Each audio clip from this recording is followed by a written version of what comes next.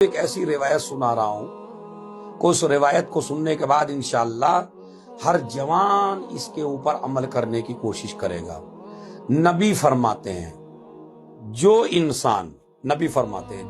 انسان بستر پہ لیٹنے کے بعد سونے سے پہلے 21 مرتبہ بسم اللہ پڑھ کے سو جائے تو 4 بیماریوں سے نبی فرماتے ہیں دور ہو جاتا ہے بندہ۔ پہلی بات، یا امنو من الشیطان، شیطان کے بہکائے میں نہیں آئے گا، شیطان اس کے اوپر مسلط نہیں ہو سکتا۔